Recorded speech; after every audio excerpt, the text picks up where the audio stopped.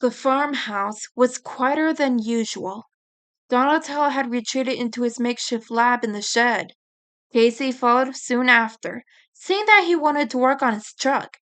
April had gone out for supplies.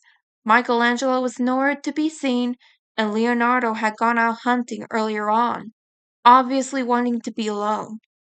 Raphael was outside, laying down in one of the old hammocks, swinging, just swinging, as he looked out across the field that surrounded the farmhouse, one leg hanging out and the other stretched out. He was at peace, and mostly, he wouldn't give up for anything in the world. He watched the trees gently sway as the wind caressed their leaves, and he listened to the merry chirping of birds not too far away from the area. And if he reached his senses further, he could hear the rush of water in a narrow river in the distance.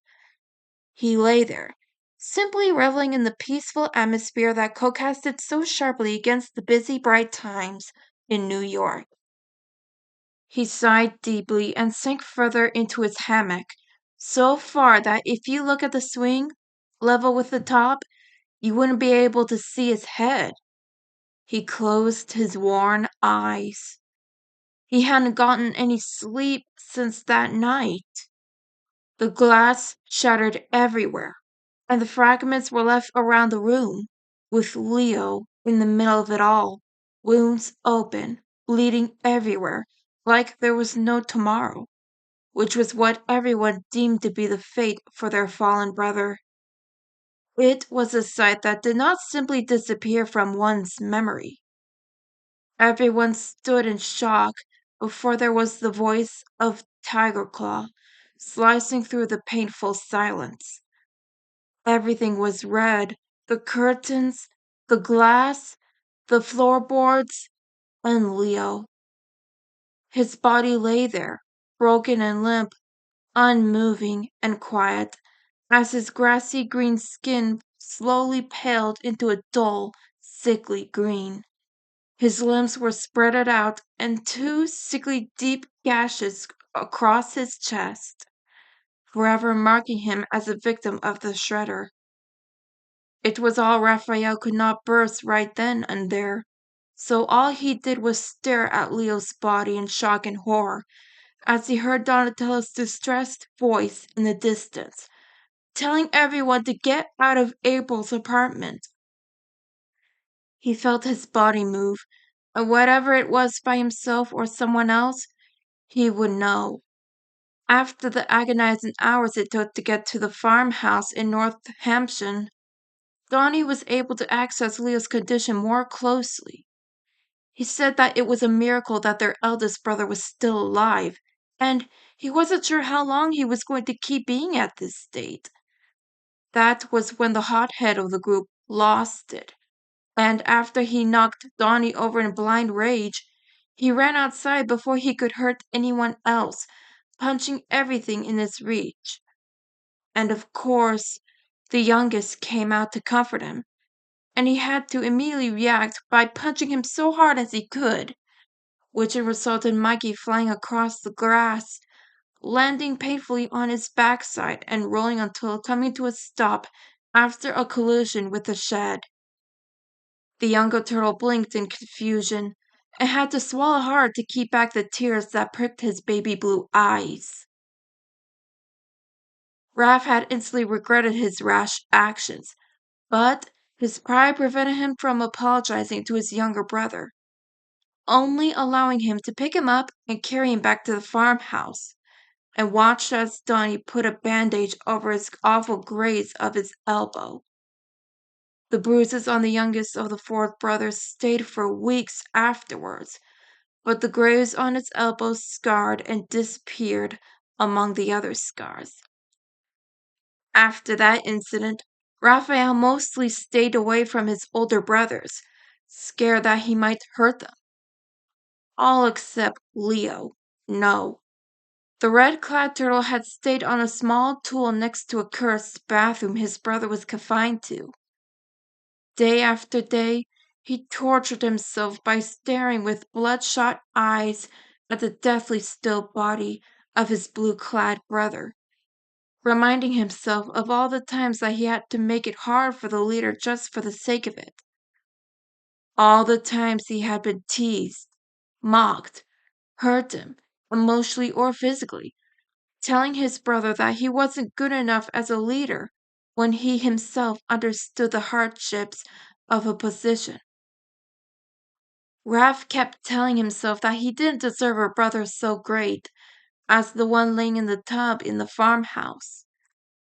Every time he looked at the shut, ghostly green eyelids of his elder brother, he wanted to shake his fallen shoulders and yell at him that he was sorry for everything he'd done and everything he would do for that day on. Wanting to shout, scream, cry, it didn't matter. Everything that would make the lip ninja move. Just a twitch would suffice. However, he knew that it would be no good, and for once, the hothead was able to restrain the bubbling pool of emotions and settle it until he could get it out and wall his fists on the homemade punching bag Donnie had created. Seeing his imminent older brother's need for a physical outlet instead of following through with his desires. This need for an outlet had died down significantly after 3 long months of certainty had passed, and Leo had finally woken from his coma, though it was not uncommon to see the red-clad ninja pummeling the life out of his, by now well-used punching bag. The turtle took a deep, calming breath through his nose and settled down to get at least 10 minutes of sleep.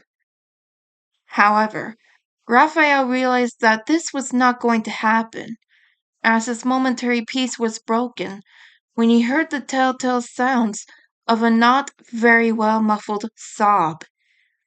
He immediately sat up and looked around vacantly.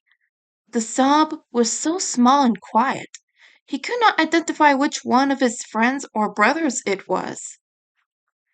He jumped out of his hammock and did a rotation around the farmhouse, and, finding no one, he was about to lay down in his beloved hammock again when another sob reached his hearing, this time more coated in pain and sorrow.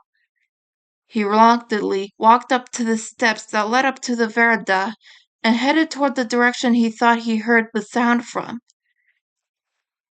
As Raphael entered the home of the chickens, a disgusting pang assaulted his sensitive smell. Nothing could beat the repulsive odor of the extract of those egg-noisy birds. And nothing could beat the number of times that the red-clad turtle stepped in the substance on the way further into the chicken cage, as he tended to get closer to the place where those birds slept. Raph caught a distant sound of sniffling. Hello? He instantly called out. Even with Raphael's highly trained eyesight, he still had to strain to see in the poorly lit place. The sniffling abruptly stopped, and there was a sound of someone trying to conceal themselves, but accidentally knocked over a food bin in the process. It's you, isn't it, Mikey? The knocking of the food bin was evidence enough for Raph, and he walked over to the cause of the noise. As he neared the source, he began to see things clearer. There was the explicit form of a small, humanoid turtle, arms wrapped around his knees, head buried between them, and shoulders shaking noticeably. Concern filled him at once, and he rushed beside his younger brother, sitting down and enveloped him with an awkward side hug. Mikey? Hey, you okay? This only made Mikey shake harder, and the younger turtle clutched himself tighter, a clear sign that he wanted to be left alone. But the stubborn hothead would not allow that to happen, and he only gave his orange-clad brother a reassuring squeeze on the shoulder. After a few minutes of silence, there was no sign of Mikey starting to talk. You gotta talk to me if you want to help. Don't want help. Raph sighed again. At times, Michelangelo could be like a Coke bottle, fizzed up and opened with emotions. But others, he was like one of those tuna cans that just refused to open no matter what. Right now, he was the latter. Great. This was going to take ages. Mikey, you've been crying, so of course you need help. Just as expected, the youngest replied. Not been crying. Just tell me, Mikey, what's wrong? Raphael moved a little closer to his brother, knowing that the physical warmth of any of his brothers soothed Mikey. The orange ninja tucked his legs closer to himself and wrapped his arms further around them. Come on, Mikey, Raph urged. Talk to me. There was a sudden cry from the younger of the two, and Mikey threw his arms around his older brother in search of long-lost attention. After a few minutes of crying into Raph's now wet plastron, Mikey murmured, I don't like it. Huh? I don't like it, Mike repeated, looking up to his brother's toxic green eyes with his tear-filled ones. I heard, said Raph. What don't you like? Leo, he answered simply, as if that explained all the life's question. What? Leo, he whimpered. Why don't you like Leo? He hasn't done anything except mope around and be all moody. Exactly. All he does is to be this moody turtle that no one wants to be around. He's not acting like the Leo we all knew. Raph rolled his eyes, not believing that his little brother was crying over something so trivial. He woke up from a coma 3 weeks back. Yeah, but that was 3 weeks ago, stressed Mikey. That's plenty of time to recover. No, it's not, Raph frowned. He was bashed up by the Shredder and his allies, then thrown through a window. He's not gonna heal just like that. Raph snapped his fingers to empathize his point. But he's Leo, he whined.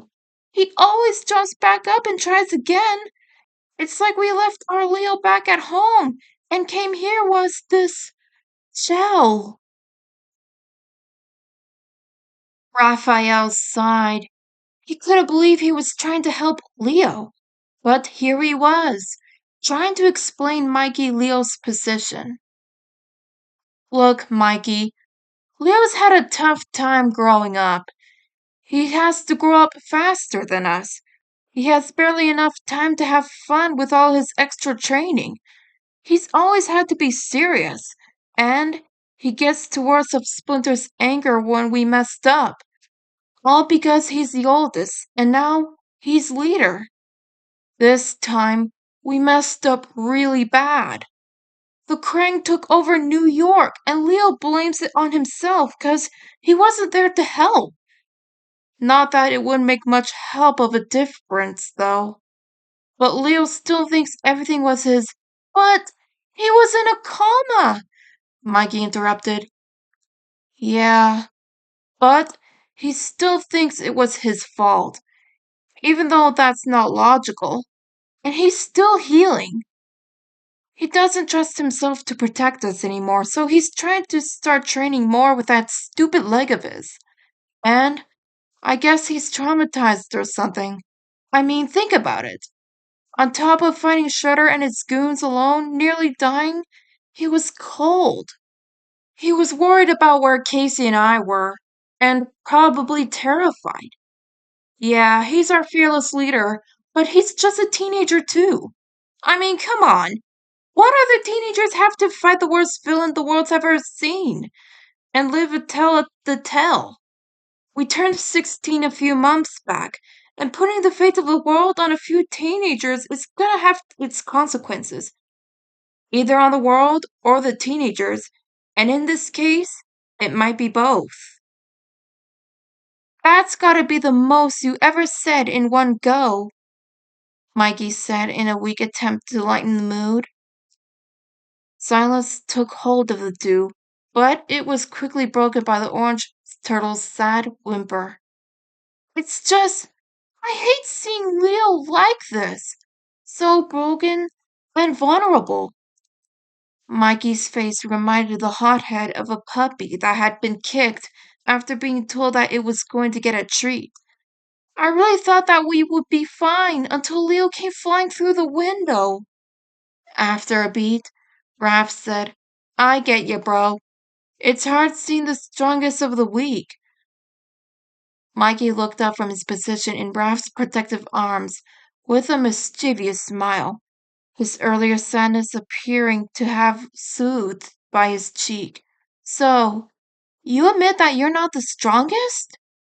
Raph only smirked in reply, leaving it up to Mikey to decide if the working of sentences was chosen carefully or not. Anyway, Raph continued, Leo's still just a teenager, just like us. We don't even know if he's the oldest or not. For all we know, you could be the oldest. Mikey gave Raph a grin and sat up straight. I am the oldest. You must listen to everything I say or suffer the consequences. It was a perfect imitation of Leo's voice, and it sounded like something that he would say if he was in one of his funny or playful moods, something that he hadn't seen in months. Raph snorted and let out a bellowing laugh, sending Mikey onto the floor in his own fit of laughter. Bro, do you practice mimicking Leo's voice or something?